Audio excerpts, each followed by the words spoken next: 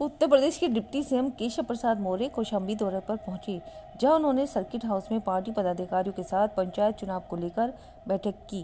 Deputy CM ने पंचायत चुनाव जीतने के लिए कार्यकर्ताओं के साथ फार्मूला साझा किया। अधिकारियों के साथ बैठक कर विभागों की समीक्षा भी की गई। डिप्टी सीएम केशव प्रसाद मौर्य ने मायावती से लेकर दूसरे विपक्षी दलों के बयानों पर कटाक्ष किया। किसान आंदोलन में टूल किट के जरिए अराजकता फैलाने वालों को भी कड़ा संदेश दिया गया। डीजल, पेट्रोल व अन्य पेट्रोलियम पदार्थों की बढ़ती कीमतों के बाबत डिप्टी सीएम ने कहा कि अंतर्राष्ट्रीय कीमत पर आधारित है।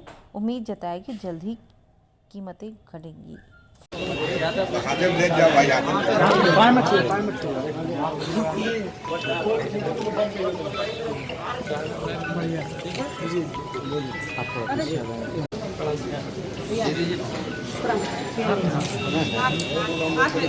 केशव भैया जिंदाबाद जिंदाबाद जिंदाबाद।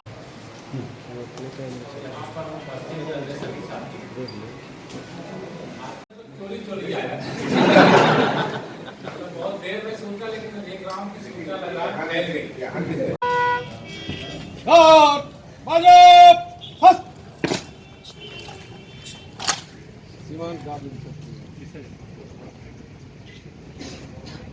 रहती और ऐसे ऐसे कार्यकर्ता ऐसे ऐसे अचानक इतने बड़े बड़े सम्मानजनक स्थान पर पहुंच जाते हैं जिसकी कल्पना भी नहीं की जा सकती।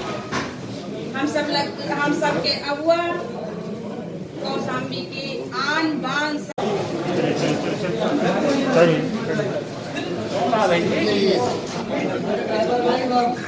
भारतीय जनता पार्टी उत्तर प्रदेश में होने वाले पंचायत के चुनाव को लेकर के गंभीर है। संगठन के स्तर पर निचले स्तर तक तैयारियां पूर्ण की गई हैं और भाजपा जिला पंचायत के चुनाव अधिकृत प्रत्याशियों के माध्यम से दमखम के साथ लड़ेगी।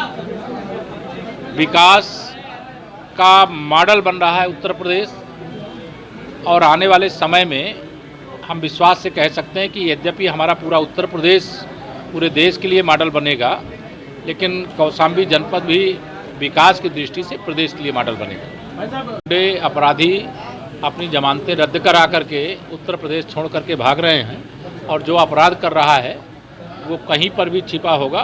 उत्तर प्रदेश की पुलिस उसे खोज निकालेगी और कानून के हिसाब से उसे कठोर से कठोर दंड दिलाने का काम किया है, आगे भी करेगी। और से मैं तो अपने देशवासियों, प्रदेशवासियों, जनपदवासियों को आह्वान करता हूँ कि देश का दुश्मन किसी भी भेष में छिपा हो सकता है। मेरा किसान न तो देशद्रोही हो सकता है, न तिरंगे का अपमान करने वाला हो सकता है। मेरा किसान देशभक्त है और किसानों की आड़ में छिप करके जो राजनीतिक दलों ने राष्ट्र विरोधी गंदी राजनीति की है, भाजपा विरोध और मोदी विरोध का जो एक तरह से इनको रोग हो गया है, इसका जवाब तो जब भी चुनाव होंगे जनता देश की देगी। यही हमारे किसान देंगे, यही गरीब देंगे, यही मजदूर देंगे।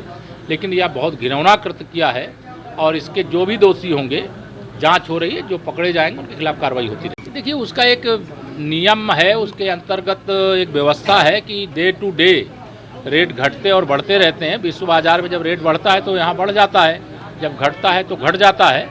लेकिन सरकार सभी क्षेत्रों का पूरा ध्यान रख रही है कि कैसे गरीबों को जो अनुदान है, कई प्रकार की सब्सिडी है, वह भी उपलब्ध होती रहे और कीमतों को भी नियंत्रण में रखा जा सके। ये सब ध्यान में है। इसे ध्यान में रख करके जो सरकार ने अभी बजट, यूनियन बजट प्रस्तुत किया है, वो शानदार बजट है और पूरी दुनिया की अर्थव्यवस्था रसातल में जा रही है, लेकिन भारत की अर्थव्यवस्था गतिमान है, आकाश की ओर आगे बढ़ती हुई जा रही है।